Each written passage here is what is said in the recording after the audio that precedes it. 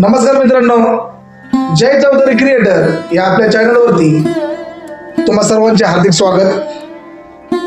मित्रांनो, आज आपण एका अशा महान दूरदृष्टीच्या प्रकल्पावर बोलणार आहोत ज्याला भारताच्या इतिहासात योग्य न्याय मिळाला नाही। हा प्रकल्प म्हणजे नदी जोड प्रकल्प, रिव्हर लिंकिंग प्रोजेक्ट। याचे जनक होते आधुनिक भारताचे शिल्पकार भारतरत्न डॉक्टर बाबासाहेब आंबेडकर यांनी स्वतंत्रतापूर्व काळात या देशातील पाणी व्यवस्थापनाचा प्रश्न ओळखला होता आणि त्यावर एक क्रांतिकारी उपायही सुचवला होता। पण दुर्दैवाने तत्कालीन नेतृत्वाने ही दूरदृष्टी स्वीकारली नाही।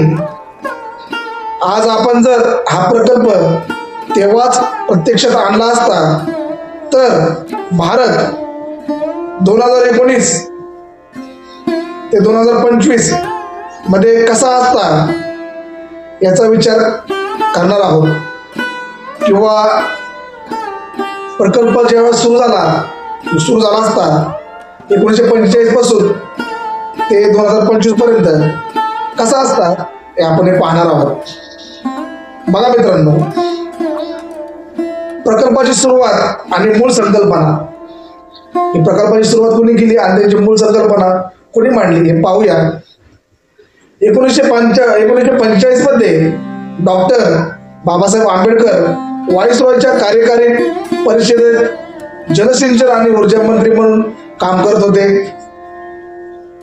याच काळात त्यांनी गंगा आणि महानदा खोऱ्यामध्ये येणाऱ्या पुराची समस्या पाहिली आणि देशाच्या अनेक भागामध्ये असलेल्या दुष्काळाची भीषणता अनुभवली। या दोन्ही समस्यावर तोडगा काढण्यासाठी त्यांनी नॅशनल वॉटर ग्रेड ही संकल्पना मांडली। बघा मित्रांनो, बाबासाहेबांनी 1945 मध्ये जे नद्यांना महापूर यायचे दरवर्षी, आणि त्या महापुराचा जर फायदा आपण नदी जोड प्रकल्पाने जर केला तर दुष्काळग्रस्त भागामध्ये आपल्याला पाणी नेता येईल। हे महापुराचं आणि दुष्काळग्रस्त भाग आपण सिंचनाखाली किंवा पाण्याच्या खाली आणून त्यांना दुष्काळमुक्त करू शकतो।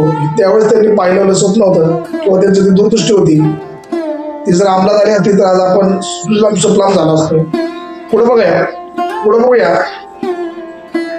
या संकल्पनेचा मुख्य उद्देश असा होता, बघा काय त्याचा पहिला भाग बघा, पूर नियंत्रण। ब्रह्मपुत्रा, गंगा, महानदी आणि गोदावरी सारख्या नद्यांमध्ये पुरामुळे होणारे हानी टाळण्यासाठी अतिरिक्त पाणी कालव्याच्या मदतीने दुष्काळी प्रदेशाकडे वळवणे। पुन्हा बघा कशा प्रकारे पूर नियंत्रण करायचं ठरवलं होतं बाबासाहेबांनी।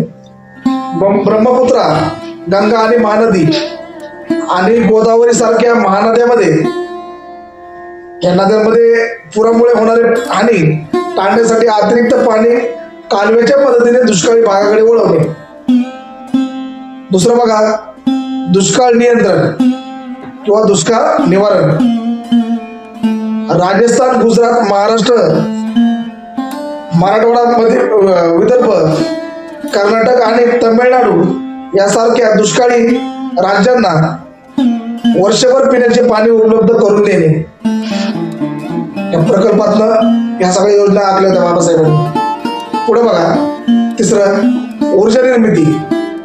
नद्यांच्या प्रवाहांना जोडताना जागोजागी जलविद्युत प्रकल्प उभारून देशाची वाढती विजेची गरज पूर्ण करणे। किती दूरदृष्टी होती बघा बाबासाहेबांची। चौथं बघा, आर्थिक विकास। शेती सिंचन वाढल्याने अन्नधान्याचे उत्पादन वाढणे, ज्यामुळे शेतकऱ्यांची आर्थिक स्थिती सुधारेल आणि देशाची कृषी अर्थव्यवस्था बळकट होईल। डॉक्टर आंबेडकरांनी या प्रकल्पाचे ब्ल्यूप्रिंट तयार केली होती, जी त्या काळात एक क्रांतिकारक पाऊल होतं. मात्र त्यावेळी या विचाराला अपेक्षित प्रतिसाद मिळाला नाही. मित्रांनो, बाबासाहेबांनी आपला विचार मांडला, पण अपेक्षित असा प्रतिसाद त्या काळात मंत्रिमंडळाने दिला नाही. किती महत्वाचा प्रकल्प होता मित्रांनो. बघा, याच्यामध्ये पूर नियंत्रण होतं, दुष्काळ निवारण होतं, ऊर्जा निर्मिती होती आणि आर्थिक विकास होता. पूर नियंत्रणामध्ये आजच्या तारखेला पंजाब राज्याचे काय हालचाल आपण पाहतोय. किती भयावह परिस्थिती निर्माण झाली आहे. तिथं हजारो लोकांना आपलं घर सोडून जावं लागलं. गावाच्या गाव पाण्याखाली गेली. हजारो प्राण्यांचा मृत्यू झाला. तिथं हजारो लोकांचा मृत्यू झालाय. किती भयानक परिस्थिती पंजाबमध्ये निर्माण झाली त्या पुरामुळे. जर त्याच काळी जर हा नदीजोड प्रकल्प जर राबवला गेला असता, पंजाबमध्ये ही परिस्थिती निर्माण झाली असते का मित्रांनो? आम्हाला कमेंट मध्ये जर उत्तर द्या तुम्ही. दुसरं बघा, दुष्काळ निवारण. आज गुजरात बघा, राजस्थान, गुजरात, महाराष्ट्रातील मराठवाडा, विदर्भ, कर्नाटक सारखे राज्य आणि तमिळनाडू सारखे राज्य किती दुष्काळ आहे मित्रांनो. तिथं मराठवाड्यामध्ये तर किती दुष्काळ आहे. आपल्या इथं स्वतः लोकांचं सोडून द्या, दुसऱ्या राज्याचं सोडून द्या, आपलं स्वतःच बघा. म्हणजे स्वतःच बघा म्हणजे आपल्या इथं स्वतःच जिवंत उदाहरण आहे. मराठवाड्यामध्ये आज किती दुष्काळ आहे मित्रांनो. हा दुष्काळ हटला असता का? नदीजोड प्रकल्पामुळे. कालव्यांमार्फत पाणी इकडे वळवलं असतं, नद्यांना दिलं असतं. या उपनद्यांनी एका विशिष्ट ठिकाणी आपण पाणी साठवलं असतं. त्या भागातल्या लोकांना पाणी झालं असतं. वर्षभर पिण्याचं पाणी उपलब्ध झालं असतं, शेतीला पाणी उपलब्ध झालं असतं. दुष्काळ हटला असता मित्रांनो. पुढे बघा, ऊर्जा निर्मिती. बाबासाहेबांनी सांगितलं की काय, नद्यांच्या प्रवाहांना जोडताना जागोजागी जलविद्युत प्रकल्प उभारून देशाची वाढती विजेची गरज पूर्ण करणे. बघा, नद्यांचा जिथं जोडणार होतो आपण, तिथं जागोजागी आपण विद्युत प्रकल्प उभा केले असते, जलविद्युत प्रकल्प, ऊर्जा निर्मिती केली असते आपण तिथं. आणि देशाची आणि आपल्या तिथल्या लोकांची स्थानिक ऊर्जेची निर्मिती आपण किंवा ऊर्जेची गरज भागवली असते आपण मित्रांनो. किती महत्वाचा तिथं बाबासाहेबांनी विचार केला होता. त्यानंतर काय, आर्थिक विकास. शेतात सिंचन वाढल्याने अन्नधान्याचे उत्पादन वाढणे, ज्यामुळे शेतकऱ्यांची आर्थिक स्थिती सुधारेल आणि देशाची कृषी अर्थव्यवस्था बळकट होईल. मित्रांनो, जगामध्ये तोड नसते आपल्याला. कृषी उत्पन्नामध्ये जगामध्ये तोड नसते आपल्याला. आपण अख्ख्या जगाचं पोट भरलं असतं आपण मित्रांनो. आजही भरतोय आपण, पण आता तर आपण खाऊन पिऊन उरून आपण पोट भरलं असते. अनेक प्रकारचे उत्पन्न आपण सुपीक घेतली असते मित्रांनो. आज आपल्या इथे ही परिस्थिती आहे. मराठवाड्यासारख्या ठिकाणी दुष्काळ भागात शेतकऱ्यांना आत्महत्या करावं लागते, गळफास घ्यावं लागतोय. का तर दुष्काळ आहे, पिकत नाही, तर स्वतःच भागत नाही. हा जर प्रकल्प राबवला असता मित्रांनो, सुजलाम सुफलाम आपला देश झाला असता मित्रांनो. आर्थिक दृष्ट्या प्रत्येक शेतकरी बळकट झाला असता मित्रांनो. खूप महत्वाचा प्रकल्प होता नदीजोड प्रकल्प. पण बघा, किती दुर्दैवाची गोष्ट आहे. काय म्हणतात बघा, डॉक्टर बाबासाहेब आंबेडकरांनी या प्रकल्पाची ब्ल्यू प्रिंट तयार केली होती, जी त्या काळात एका क्रांतिकारक पाऊल होतं. बघा, क्रांतिकारक पाऊल होतं ते. त्यांनी प्रिंट पण तयार केली होती, प्रस्ताव सुद्धा मांडला होता. मात्र त्या काळी या विचाराला अपेक्षित अशा प्रतिसाद मिळाला नाही, भेटलाच नाही. कारण तुम्हाला त्याच्या मागचे कारण सांगतो मित्रांनो. बाबासाहेबांचं दलित असणं, छोट्या जातीतनं व्यक्ती म्हणून तिथे पुढे जाणं, बाबासाहेबांचं मांडणं, सुवर्ण कसं मागासवर्गीय आणि उच्च शिक्षितेचा काळ होता मित्रांनो तो. बाबासाहेबांच्या प्रत्येक कार्याला त्या ठिकाणी खालून मांडण्याचा प्रयत्न केला गेला असेल. आता आम्ही या प्रत्येक गोष्टी आता समजून आपण विषयांतर करायचं नाही मित्रांनो. खूप महत्वाचा प्रकल्प तत्कालीन मंत्रिमंडळाने मूर्खपणामुळे घालवला आणि देशाचा नाश केला मित्रांनो. चला पुढे बघा मित्रांनो, दुसरा भाग. स्वातंत्र्यानंतर प्रकल्पाची चर्चा आणि राजकीय अडथळे.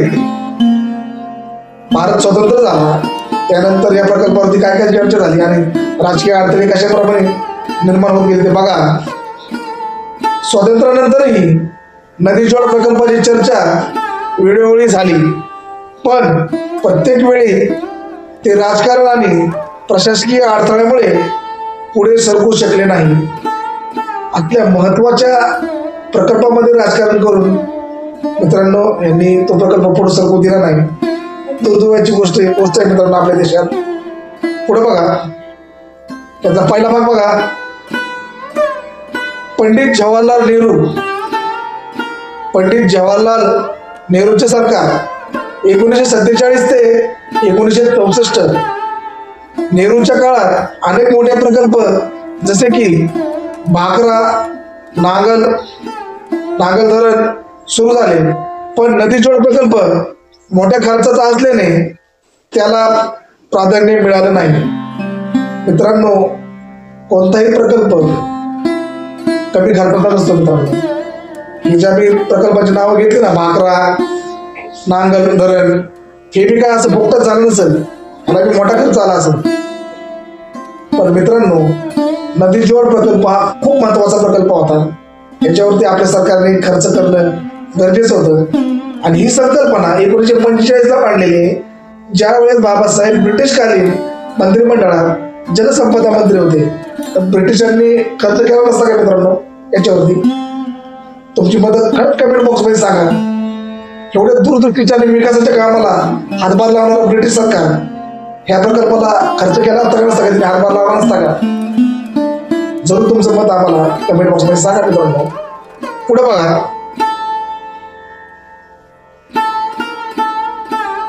1970 डॉक्टर के.एन. राव यांची योजना. तत्कालीन जलसिंचन मंत्री डॉक्टर के.एन. राव यांनी गंगा कावेरी जोडणी प्रकल्पाची गंगा कावेरी लिंक प्रोजेक्ट कल्पना मांडली. त्यात गंगेचे पाणी दक्षिणेकडे आणण्याची योजना होती, परंतु खर्चाचा प्रचंड अंदाजामुळे ती प्रत्यक्षात आणली नाही. बघा मित्रांनो, इथं पण पुन्हा तेच बाबासाहेबांच्या विचाराला प्रेरित होऊन डॉक्टर के.एन. राव यांनी ही एक प्रस्तावना मांडली की गंगा आणि कावेरीची जोडणी करून ते पाणी दक्षिणेकडे वळवण्यात यावं, जेणेकरून दक्षिणेकडचा भाग सुलभ होईल व त्यांना मुबलक पाणी मिळेल. पण खर्चाच्या अभावी त्यांनी नकोच म्हणले. भ्रष्टाचार करायला आपण तुम्ही आम्ही पुढे आहे, नको तिथं खर्च करायला तुम्ही आम्ही पुढे आहे, सरकारी पैशावरती मोजमाजा मारायला पुढे आहे. विकासाच्या कामाला आम्ही लय महाग आहे, आम्हाला लय खर्च वाटतो, नको बाबा लय खर्ची काय ते. मित्रांनो जाऊ दे, चला पुढे बघा, मावडी व्हायचं नाही.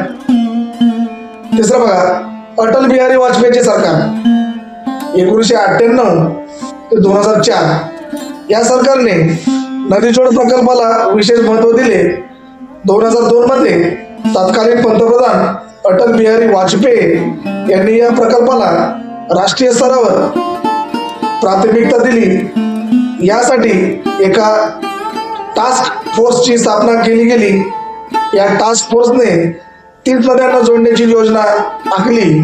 हा प्रकल्प प्रत्यक्षात येईल अशी आशा निर्माण झाली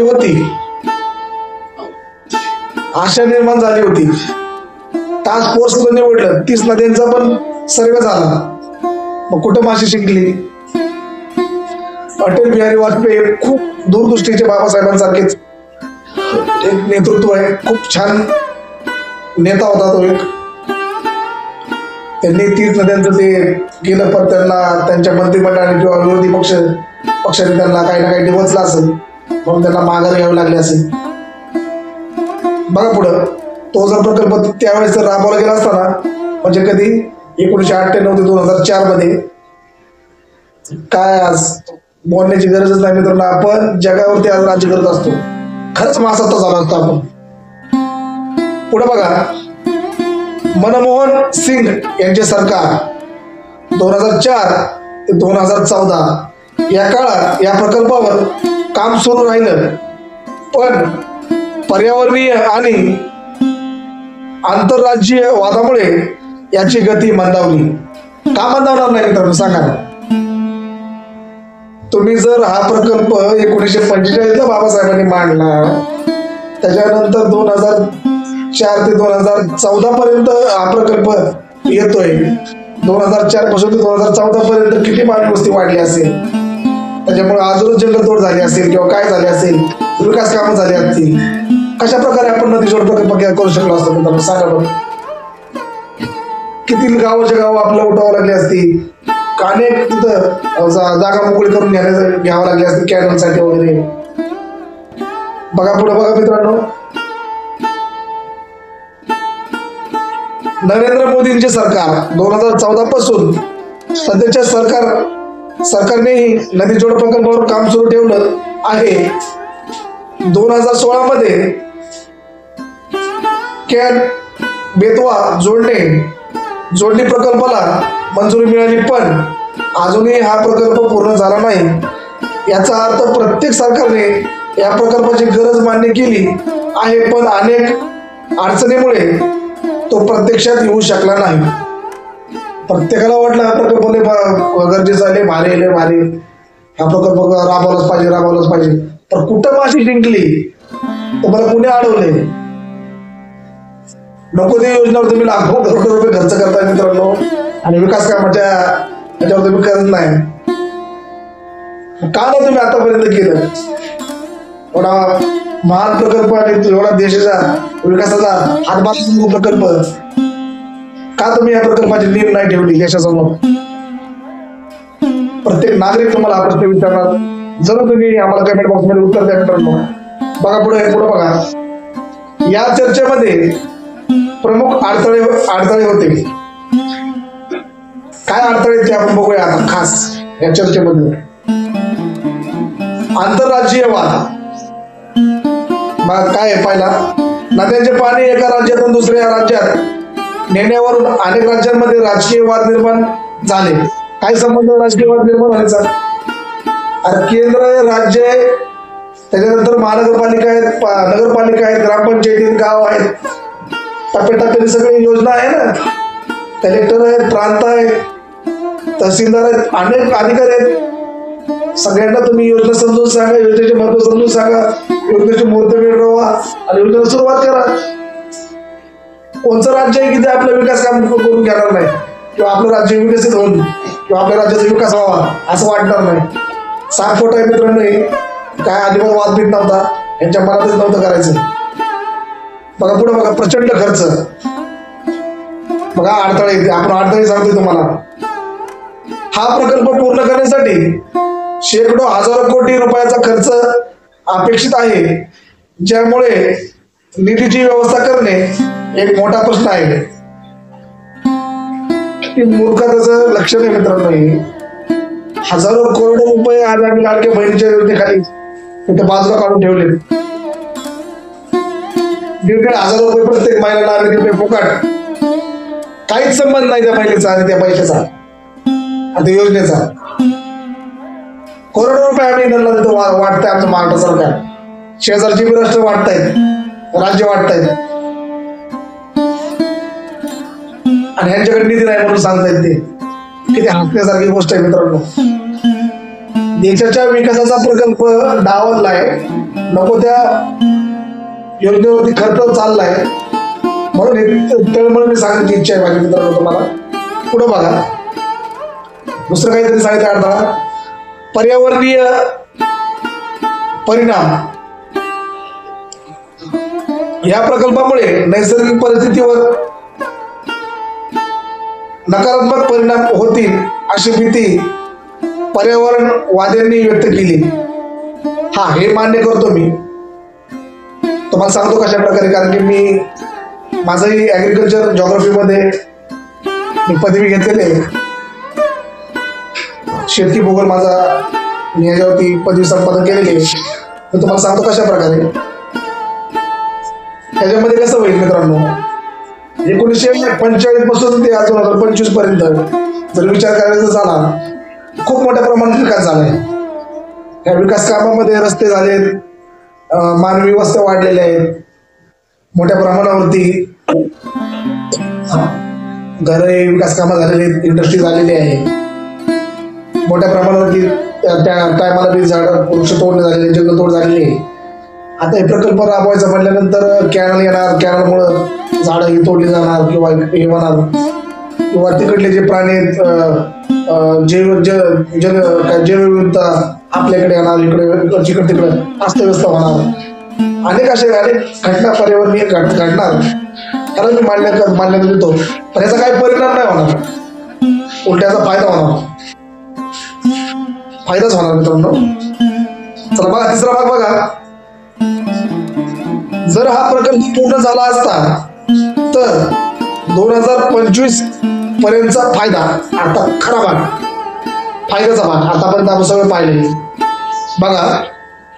जर डॉक्टर आंबेडकरांनी सांगितलेल्या मार्गावर 1947 पासून काम सुरू झालं असतं तर आज 2025 पर्यंत भारत या प्रकल्पाचे अनेक फायदे अनुभवत असतात. बघा मित्रांनो कोणकोणते येते फायदे. सगळ्यात पहिला फायदा आहे दुष्काळ मुक्त भारत. मी तुम्हाला मागास बोललो होतं मित्रांनो. बघा यामध्ये महाराष्ट्रातील मराठवाडा, विदर्भ, राजस्थानमधील फार वाळवंट आणि कर्नाटक, तमिळनाडूमधील अनेक भागांमध्ये दुष्काळ हा इतिहास जमा झाला असता.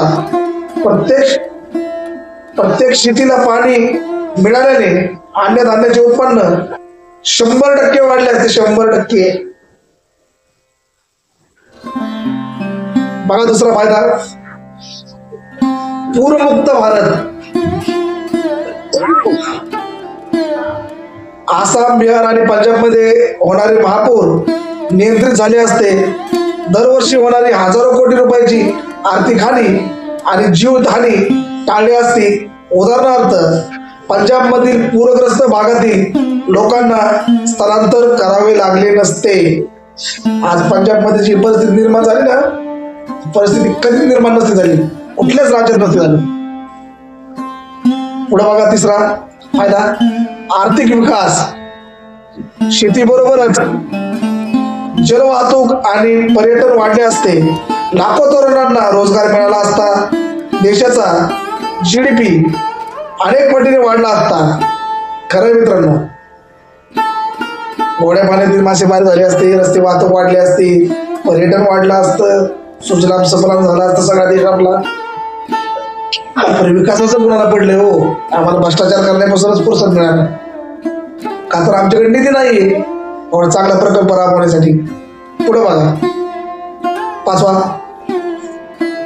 काय पुढचा भाग आहे ते बघा. ऊर्जा स्वयंपूर्णता. म्हणजे ऊर्जेच्या क्षेत्रामध्ये आपण स्वयंपूर्णता झालो असतो आपण.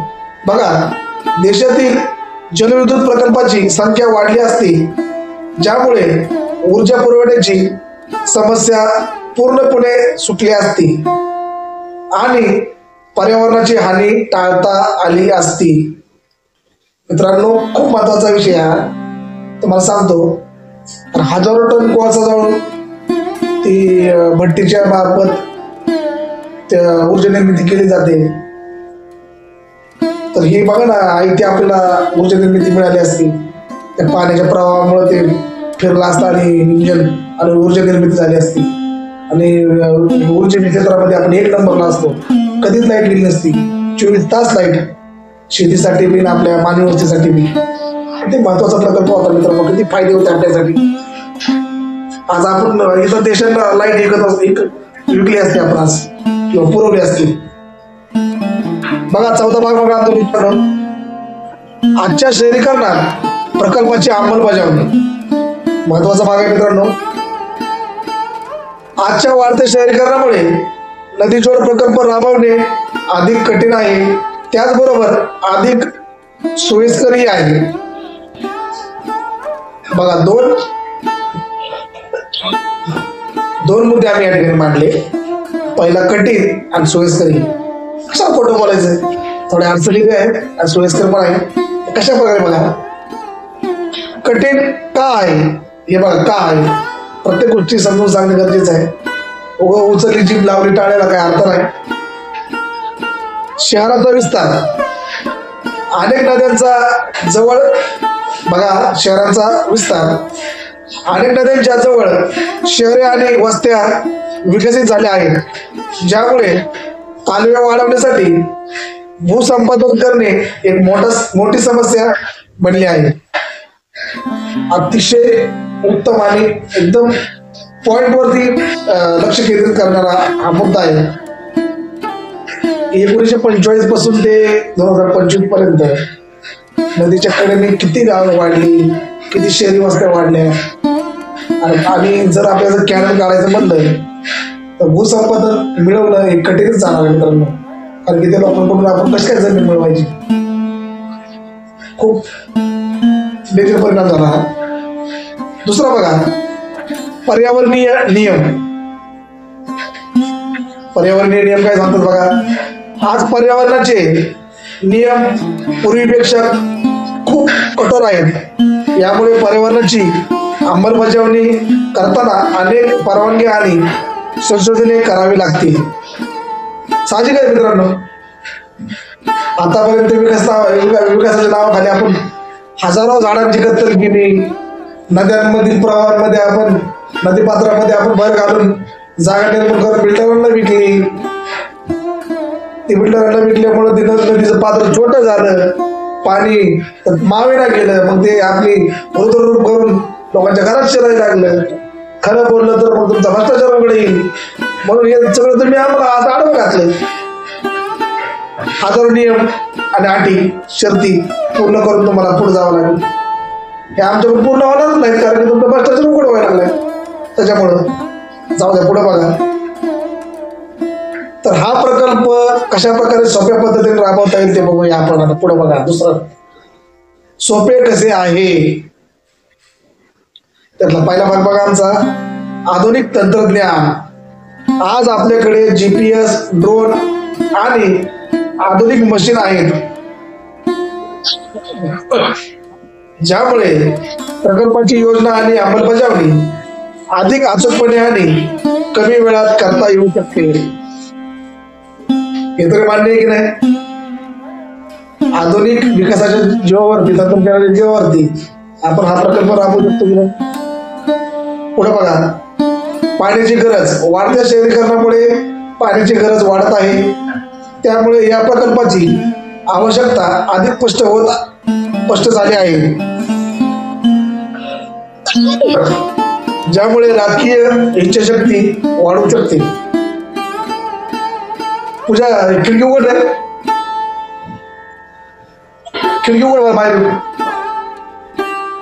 बाहेरून उघड नाही, पण हॉलमधली लेटेस्ट उघडलाय बघा मित्रांनो. पुन्हा आपण डिस्टर्ब झालं जरा थोडं.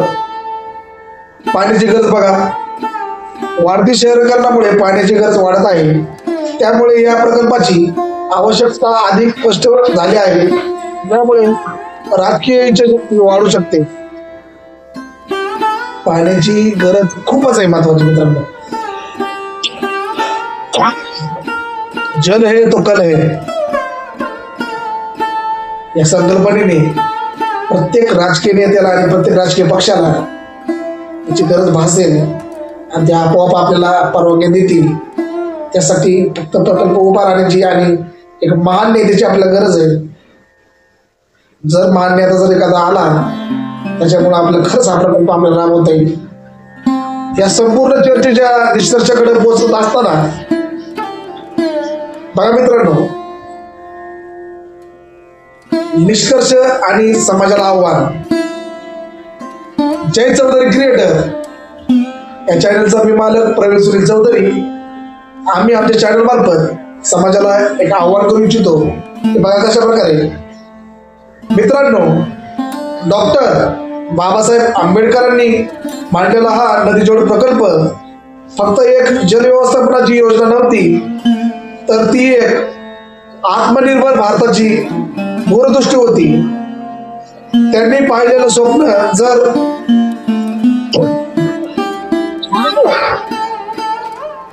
वेळेस पूर्ण झालं असतं तर आज भारताची ओळख दुष्काळ, पूर आणि शेतकऱ्यांच्या आत्महत्येने नव्हे तर कृषी संपन्नता, ऊर्जा संपन्नता आणि समृद्धीने झाली असती.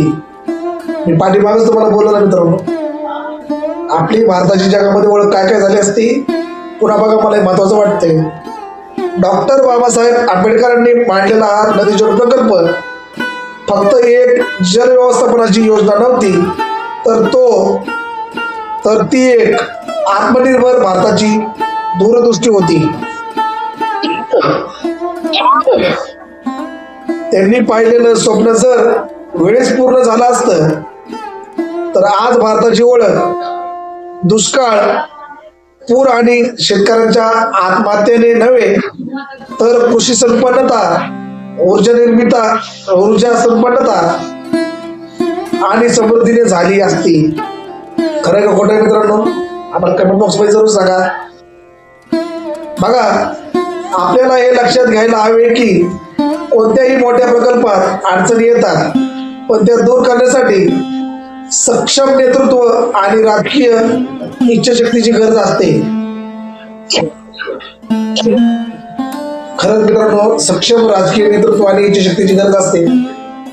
नरेंद्र मोदी साहेब ज्यांनी रातोरात नोटाबंदी केल्या, नवीन नोटा बाजारात आणल्या, काला धन वापस लाएंगे, वो करेंगे, फलाना करेंगे, बिस्तारा करेंगे, जुमलाबाजी करेंगे, असाच एक जुमला आमच्यासाठी कृपया करून मोदी साहेब आपण आणावा.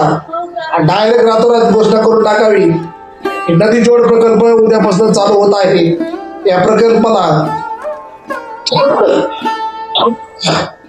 देशातील त्या प्रत्येक नागरिकाने साथ द्यावी जो भारत देशामध्ये राहत आहे, गावखेड्यामध्ये राहत आहे. खेडेगावातील त्या प्रत्येक शेवटच्या नागरिकापासून ते स्वतः पंतप्रधानांपर्यंत, माझ्यापर्यंत अशी घोषणा करून त्यांनी रातोरात या प्रकल्पाला मंजुरी द्यावी. तर आम्ही तुम्हाला खरंच धडाकेबाज प्रधानमंत्री म्हणून आम्ही तुम्हाला गौरव, तुमच्यावर एक भाग बनवू आम्ही. बघा, आज वेळ आली आहे की आपण सर्वांनी मिळून हा मुद्दा पुन्हा एकदा उचलून धरायला हवा आणि सरकारला प्रश्न विचारायला हवा की डॉक्टर आंबेडकरांचे हे स्वप्न कधी पूर्ण होणार. मित्रांनो, प्रत्येकाने हात जोडून सरकारला विनंती करा किंवा तुमच्या पद्धतीने करा की भारतरत्न डॉक्टर बाबासाहेब आंबेडकरांनी 1945 रोजी ब्रिटिशकालीन मंत्रिमंडळामध्ये जलसंपदा मंत्री असताना जो प्रकल्प ठेवला होता किंवा जे स्वप्न पाहिलं होतं, त्या योजनेचं काय झालं, ती योजना का राबवली गेली नाही, याचं उत्तर मित्रांनो तुम्ही आम्हाला जरूर द्या. मायबाप सरकारने आम्हाला जरूर द्यावं. प्रत्येक प्रेक्षकाने आमच्या कमेंट बॉक्समध्ये आपली मतं जरूर मांडावीत. मित्रांनो, मी संपूर्ण माहिती अभ्यासपूर्ण संकलित करून एक बाजून लिहून घेत असतो, रचनावर मांडणी करून मांडत असतो आणि विषयापासून भरपूर नाही म्हणून मी ती वाचून दाखवत असतो. मित्रांनो, माफ करा, जरा आता आमच्या घरामध्ये थोडा ठसका भाजीचा फोडणी दिल्यामुळे उठला. असं ते शेवटी मला जरा खोकला आला, काय अडथळा निर्माण नाही झाला. छान भाग झाला आपला. जर आपल्या चॅनलवर कोणी प्रेक्षक नवीन असेल तर त्यांना नम्र विनंती आहे मित्रांनो, आपल्या चॅनलला सबस्क्राईब करा. व्हिडिओ जर आवडला तर व्हिडिओ लाईक करा. नातेवाईक व मित्रमंडळी यांना शेअर करा. कमेंट मात्र द्यायला विसरू नका. आपल्या कमेंटमुळे आम्हाला नवनवीन काम करण्यास प्रोत्साहन मिळतं आणि आपल्या कमेंटमुळे आम्हाला एक नवीन विषयही आम्हाला तुम्ही सुचवत जावा. या विषयावरती आपला आज भाग बनवायचा आहे. आपल्या कमेंटमुळे आपण जरूर तो भाग बनवूया. आतापर्यंत मला तुम्ही ऐकून घेतलं. जय चौधरी क्रिएटर आपल्या चॅनलचे आभारी आहे. धन्यवाद.